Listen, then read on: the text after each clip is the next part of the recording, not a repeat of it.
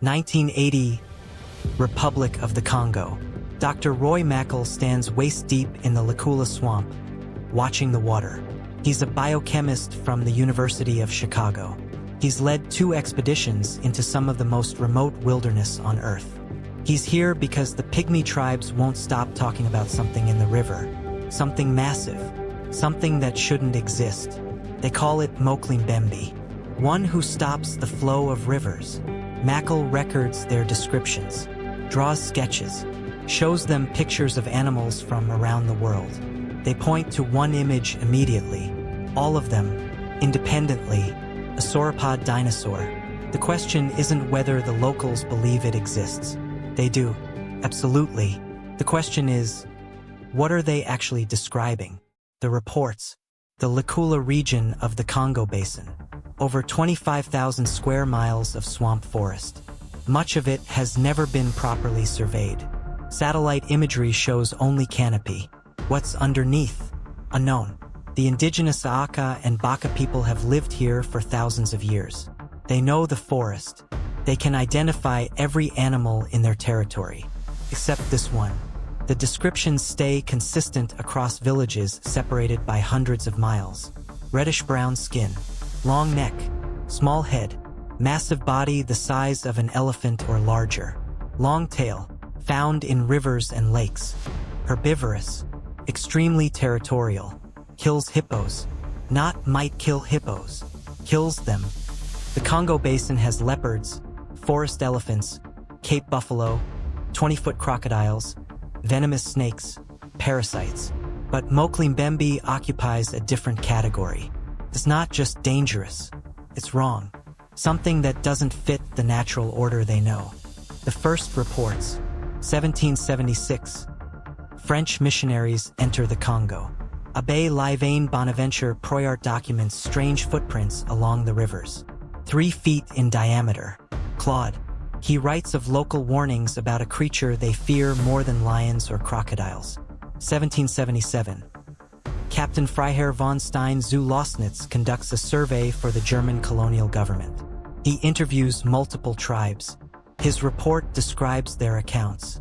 The animal is said to be of a brownish-gray color with a smooth skin, its size approximately that of an elephant, at least that of a hippopotamus.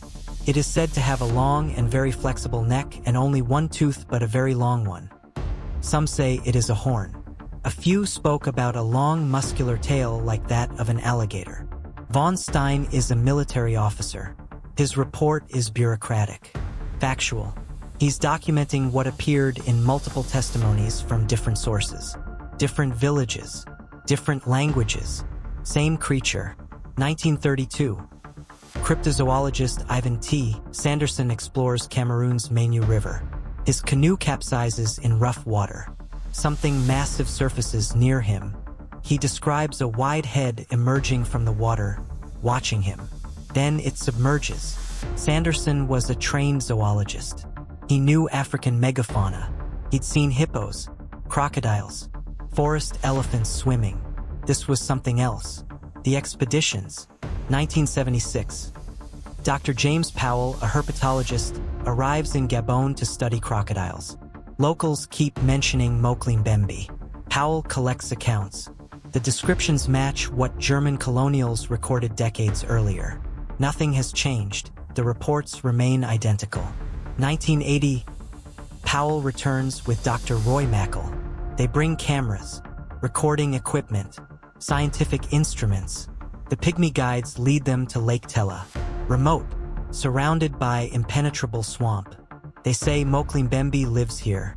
The expedition doesn't see it, but they collect dozens of eyewitness accounts, film the habitat, document tracks. When they show the pygmies illustrations of various animals, elephants, rhinos, crocodiles, dinosaurs, the response is immediate. The sauropod. That's Mokele Mbembe. Not similar to.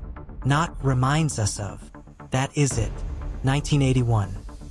Herman Regusters, an aerospace engineer, leads an expedition to Lake Télé. His team claims to have photographed something large moving through the water. The images are inconclusive, too distant, too obscured, but Regusters records something else. A deep, rumbling call echoing across the lake at dawn. Low frequency, penetrating, unlike anything documented in the region. 1983.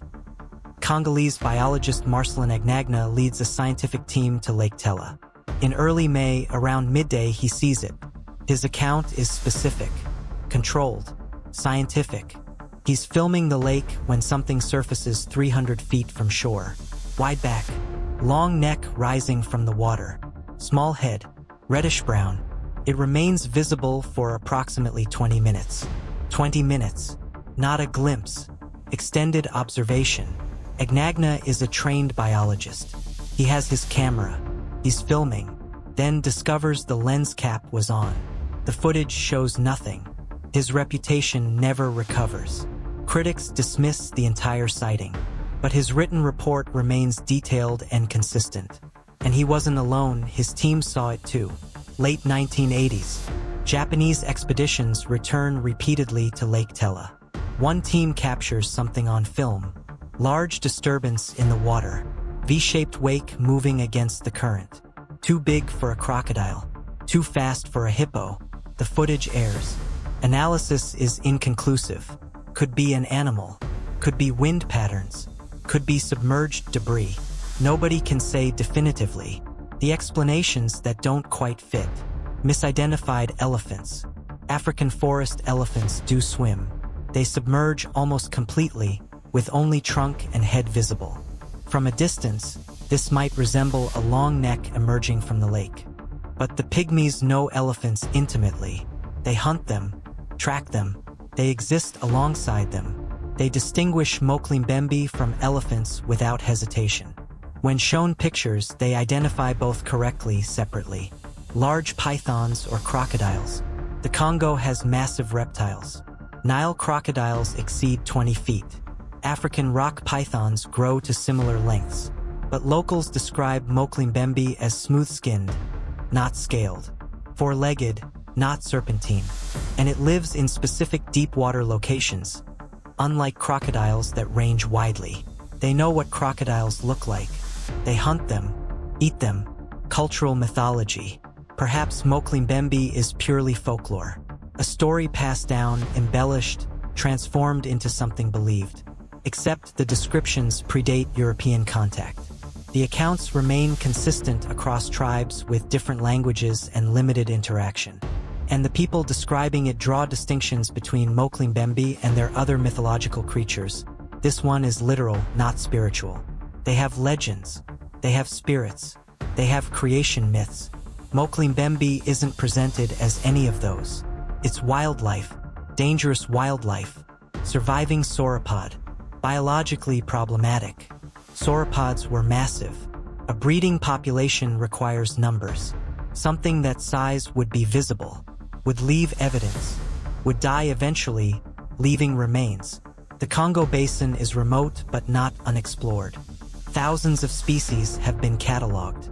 A dinosaur-sized animal couldn't remain hidden indefinitely, could it? The problem of the place. The Congo Basin is the world's second-largest rainforest. The Lukula swamps remain largely inaccessible even today. During rainy season, the entire region floods. Lakes expand. The forest becomes an inland sea. Satellite mapping reveals gaps, areas where canopy prevents ground-level observation. Terrain so difficult that modern surveying techniques fail. In 2007, 125,000 western lowland gorillas were discovered in a region previously thought to hold far fewer, more than doubling population estimates. These are massive primates, noisy, social, living in groups, and we dramatically undercounted them. The rainforest still produces surprises. New species are documented regularly. Not insects, mammals, large mammals. The okapi wasn't scientifically described until 1901. The saola, a forest antelope, remained unknown until 1992. The Bouvier's red colobus monkey was thought extinct until cameras captured it in 2015. If we can miss hundreds of thousands of gorillas, what else might be there? The patterns, the consistency across time. 1776 to present day. Same descriptions, same locations, same behaviors. The professional observers. Trained biologists, military officers, engineers. These aren't credulous tourists. They came skeptical and left uncertain. The indigenous certainty. The Pygmy tribes don't present Mokele Mbembe as legend. They present it as dangerous wildlife. Something to avoid. Something real. The habitat. Deep lakes connected by rivers that flood annually. Limited visibility. Dense vegetation. Exact conditions where something large and aquatic could remain concealed. What remains? The expeditions continue. 1992, 1999, 2001, 2006, 2012. Each team returns with stories, sounds, tracks disturbances in the water. None return with proof. The locals don't need proof. They know what lives in their rivers.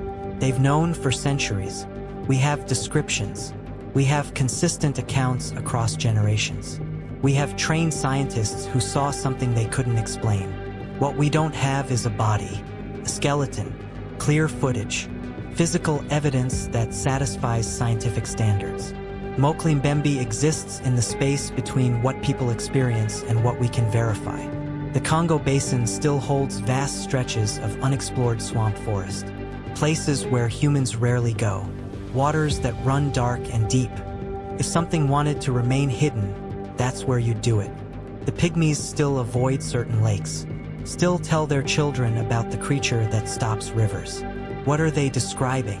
What's still out there? The forest keeps its secrets.